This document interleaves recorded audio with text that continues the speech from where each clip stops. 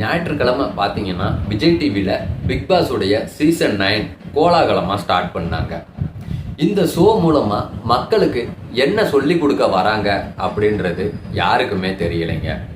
அதாவது இதுக்கு முந்தைய சீசன்கள்லாம் பார்த்தீங்கன்னா கொஞ்சமாச்சும் ஏதாச்சும் ஒரு திறமையோடு இருக்கிறவங்களை செலக்ட் பண்ணி பிக் பாஸ் வீட்டுக்குள்ளே அனுப்புனாங்க. ஆனால் இந்த சீசனில் அதுவும் ஃபஸ்ட்டாக உள்ள என்ட்ரியான கண்டஸ்டண்ட்டுக்கு என்ன திறமை இருக்குன்ட்டு அவரை சூஸ் பண்ணாங்க அப்படின்றதே தெரியல. ஆமாங்க, தர்பூசணி ஸ்டார் அப்படின்ட்டு சொல்லிட்டு கோமாளித்தனத்தை பண்ணிக்கிட்டு சுத்திட்டு இருக்க திவாகர் அப்படின்ற ஒரு நபரை தான் முதல் கண்டஸ்டண்டா பிக் பாஸ் சீசன் 9ல வீட்டுக்குள்ள அனுப்புனாங்க. அதுவும் விஜய் சேதுபதி அதுக்கு ஏகப்பட்ட ஒரு உதாரணமும் சொல்றாரு, விளக்கம் கொடுத்துட்டு இருக்காரு. யாரையுமே அவ்வளவு ஈஸியா பிக் பாஸ்ல நாங்க செலக்ட் பண்ணிட மாட்டோம்.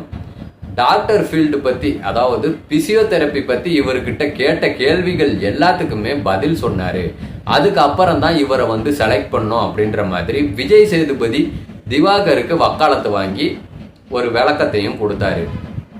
ஆனால் இப்போ வரைக்கும் அந்த திவாகர் பார்த்தீங்கன்னா பிக் பாஸ் வீட்டுக்குள்ளே போய் மருத்துவத்தை பற்றியோ பிசியோதெரப்பியை பற்றியோ ஒத்த வார்த்தை கூட பேசலை. எல்லாரையும் கூப்பிட்டு நான் இந்த சீன் சூப்பராக நடிப்பேன், நான் அந்த சீன் சூப்பராக நடிப்பேன்ட்டு கோமாளித்தனம் தான் பண்ணிட்டு இருக்காரு. இவரை பிக் பாஸ் வீட்டுக்குள்ளே விட்டு மக்களுக்கு என்ன சொல்லி கொடுக்கணும் அப்படின்ட்டு நினைக்கிறீங்க?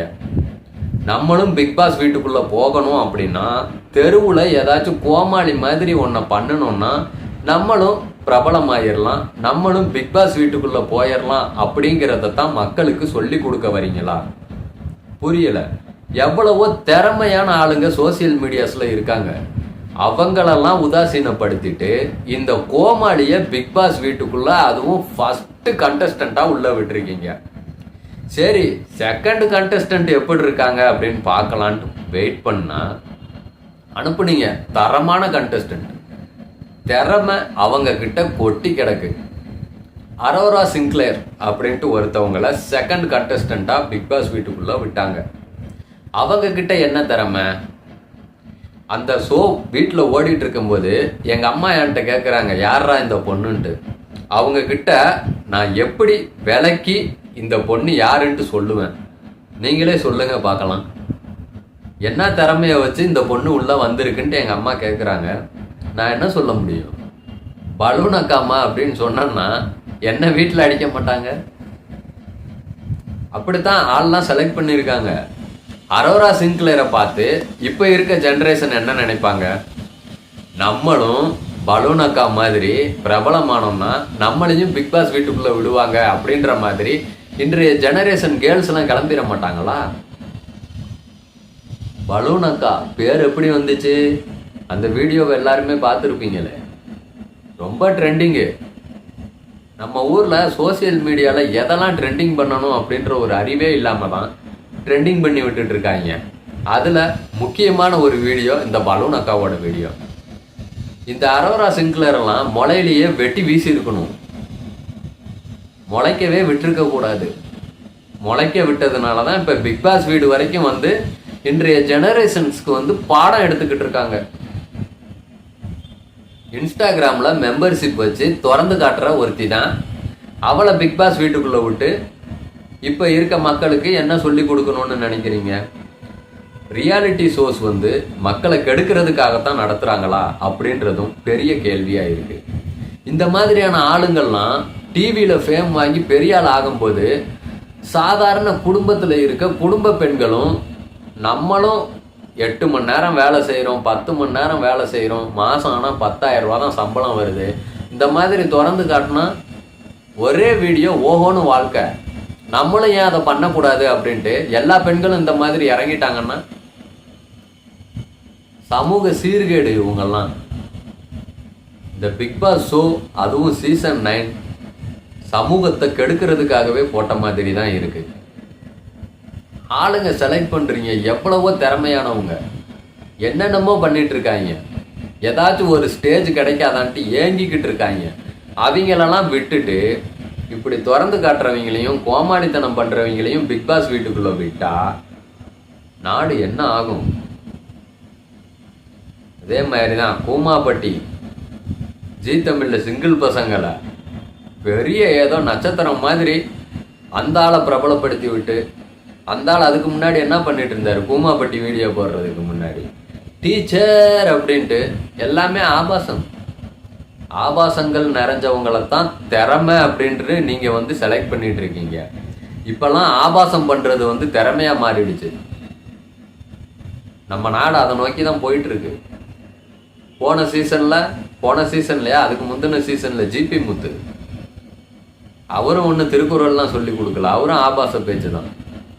என்ன பேசுற வார்த்தைகளை கொஞ்சம் மாத்தி பேசினாரு, அவ்வளவுதான். இந்த மாதிரி ஆளுகளை பிக் பாஸ் வீட்டுக்குள்ள விட்டு சமூகத்துக்கு இப்படித்தான் சொல்லி கொடுக்கணும் அப்படின்ட்டு நினைக்கிறீங்களா? அதை விட ஒரு கேவலமான விஷயங்கள்லாம் என்னன்னு பாத்தீங்கன்னா, இந்த மாதிரியான ஆட்களை காலேஜ், ஸ்கூல் இந்த மாதிரியான விஷயங்களுக்கு சீஃப் கெஸ்டா கூட்டிட்டு போறீங்க. சீஃப் கெஸ்டா போற இதுங்க அந்த குழந்தைகளுக்கும் மாணவிகளுக்கும் என்னத்தை சொல்லி கொடுப்பாங்க? இன்ஸ்டாகிராமில் மெம்பர்ஷிப் வச்சு எல்லாத்துக்கிட்டையும் 400 ரூபா வாங்கிட்டு லைட்டாக சட்டையை கழட்டி காட்டு, சீக்கிரமாக ஃபேம் வாங்கிடலாம் அப்படின்ட்டு தான் சொல்லி கொடுப்பாங்க. எவ்வளவோ இன்ஜினியர்ஸ் புதுசாக என்னென்னத்தையோ கண்டுபிடிக்கிறாங்க, எவ்வளவோ சயின்டிஸ்ட் இருக்காங்க, எவ்வளவோ திறமைசாலிகள் நடிப்பில் அம்புட்டு திறமை காட்டுறாங்க இன்ஸ்டாகிராமில். அவங்களுக்கெல்லாம் கிடைக்காத வாய்ப்பு இந்த மாதிரியான தற்கொலை நாய்களுக்கு தான் கிடைக்குது. இதில் அகோரின்ட்டு சுற்றிட்டு தெரிஞ்சான் ஒருத்தன், கலையரசன் அவன் பேர். அந்த அகோரியை தூக்கிட்டு போய் உள்ளே விட்டுருக்கீங்க. அவன் என்ன சொல்லி கொடுப்பான்? டிவி ஷோஸ்லாம் பார்த்தீங்கன்னா மக்களுக்கு ஏதாச்சும் ஒன்றை சொல்லி கொடுக்குற விதமாக இருக்கணும், மக்களை கெடுக்கிற விதமாக இருக்கக்கூடாது. தயவு செய்து திறமைசாலிகளுக்கு வாய்ப்பு கொடுங்க. தற்கொலைகளுக்கும் இந்த மாதிரியான சொல்கிறதுக்கே நாக்கு கூசுது. இந்த மாதிரியான ஆள்களுக்கு வந்து வாய்ப்பை கொடுத்து அதை பார்த்துட்டு இருக்க மக்களையும் கெடுத்து, அந்த வீட்டுக்குள்ளே இருக்க குழந்தைகளையும் கெடுத்து. இப்போ ஃபேமிலியில் பிக் பாஸ் ஓடுது, குழந்தைகளும் அந்த ஷோவை ஃபேமிலி கூட உட்காந்து பார்க்க தான் செய்வாங்க. ஒரு வீட்டில் ஒரு டிவி தான் இருக்கும், எல்லாரும் ஹாலில் உட்காந்து டிவி பார்க்குறாங்கன்னு வச்சுக்கோங்க. குழந்தைகளும் இருக்குது. இப்போ குழந்தைங்க கையிலேயே இப்போ ஃபோன்லாம் விளையாட ஆரம்பிச்சிருச்சு. இப்போ அரோரா சிங்க்லேர் அப்படின்ட்டு இன்ட்ரடியூஸ் பண்ணி பிக் பாஸ் வீட்டுக்குள்ளே அனுப்புறீங்க. உடனே அந்த குழந்தை என்ன நினைக்கும், இது யாரு அப்படின்ட்டு தெரிஞ்சுக்க ஆசைப்படும். அது வரைக்கும் அரோரா சிங்க்லேரோட வீடியோஸை அந்த குழந்தைகளோ அந்த ஃபேமிலியோ பார்த்துருக்க மாட்டாங்க. நீங்கள் பிக் பாஸ் வீட்டுக்குள்ளே கூட்டிகிட்டு வந்ததுக்கு அப்புறம், டிவியில் அந்த பொண்ணை பார்த்ததுக்கு அப்புறம் இந்த பொண்ணு யாருன்னு தெரிஞ்சுக்கணும் அப்படின்ட்டு அந்த ஃபேமிலி என்ன பண்ணுவாங்க, இருக்கவே இருக்கு கூகுளில் சர்ச் பண்ணுவோம் அப்படின்ட்டு அரோரா சிங்க்லேர் அப்படின்னுவாங்க. எடுத்தோடனே வந்து நிற்கும் பலூன் வீடியோ. அப்போ அந்த ஃபேமிலியோட மனநிலையை நினச்சி பாருங்க. ஓ இப்படிலாம் பண்ணால் நம்மளும் ட்ரெண்டிங் ஆயிடலாம் போலையே. உட்காந்து பார்த்துட்டு இருக்க குழந்தையும் அப்படித்தான் யோசிக்கும். இதை பண்ணாவே போதுமே, எதுக்கு ஸ்கூலுக்கு போய் படிச்சுக்கிட்டு நம்மளும் கொஞ்சம் வளர்ந்ததுக்கப்புறம் இந்த மாதிரி அரைவர ட்ரெஸ்ஸை போட்டு இன்ஸ்டாகிராமில் மெம்பர்ஷிப் வச்சு ஆட்டம் போட்டோம்னா நம்மளும் பிக் பாஸ் வீட்டுக்குள்ளே வந்துடலாம் அப்படின்ட்டு அந்த குழந்தையோட மனசில் ஆழமாக பதியும். இந்த மாதிரியான ஆட்களை வளர்த்து விடணும் அப்படின்னு நினச்சிங்கன்னா அது நம்ம சமூகத்தையே கெடுத்து விடும், வளர்த்து விடாது. தயவு செஞ்சு திறமை இருக்கிற ஆளுங்களுக்கு வளர்த்து விடுங்க, திறமை இருக்க ஆளுங்களை வளர்த்து விடுங்க. கோமாளிகளையும் தற்கொலைகளையும் வளர்த்து விடணும்னு நினச்சிங்கன்னா நாளைக்கு நம்ம நாடு ஓஹோன்ட்டு வந்துடும். இப்போவே ஆகா ஓஹோன்ட்டு தான் போயிட்டுருக்கு. இதில் இந்த மாதிரியான தற்கொலைகளும் ஒன்று சேர்ந்துட்டாங்கன்னு வைங்க, நாட்டையே கெடுத்துடுவாங்க. தயவு செய்து யோசிச்சு இந்த மாதிரியான ஆட்களெல்லாம் வெளியே துரத்தி விடுங்க. நாடு கெட்டு போயிடும், நாடு குட்டிச்சவராக போயிடும்.